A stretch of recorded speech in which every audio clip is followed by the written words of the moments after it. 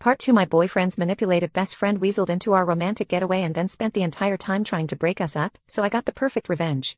My boyfriend chose to tell me the night before we left for our trip that he had decided to invite his best friend to come along without even asking me if it was okay first. At that point, I was just so annoyed and tired and I did not have the energy to start a fight about it, so the next morning we picked her up at her house before starting our journey. The moment she got into my car, she had an attitude with me. As usual, she was super touchy-feely with my boyfriend and was barely acknowledging me in the slightest. I started to question why my boyfriend never seemed to register just how disrespectful his best friend behaved towards me, and only a couple hours into the road trip did I regret letting her into the car in the first place. His best friend just kept making excuses to touch him, as well as making loads of inside jokes that made absolutely no sense to me but had my boyfriend howling with laughter. I started to feel like a third wheel within my own relationship. My boyfriend seemed to be more happy and entertained with her than he ever was with me.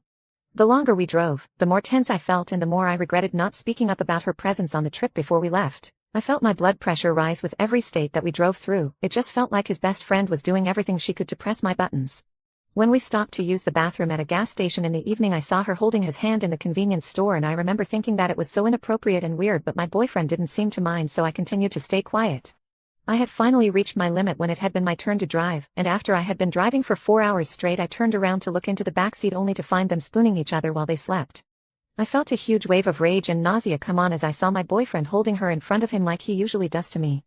I yelled at them to wake them up and asked them what the heck was going on, but all they said was that they had just fallen asleep and the cuddling was a complete accident since there wasn't much room in the car with all our bags. His best friend did not sound apologetic at all and even had the nerve to let out a little giggle during this confrontation. At that instant, I knew I had made a huge mistake coming out here with them, but there was no way I was going to let his best friend steal my boyfriend from right under my nose. So I decided to drink a bunch of energy drinks so I could stay up and keep an eye on them. I really pushed my body to the limit, and when I crashed hard.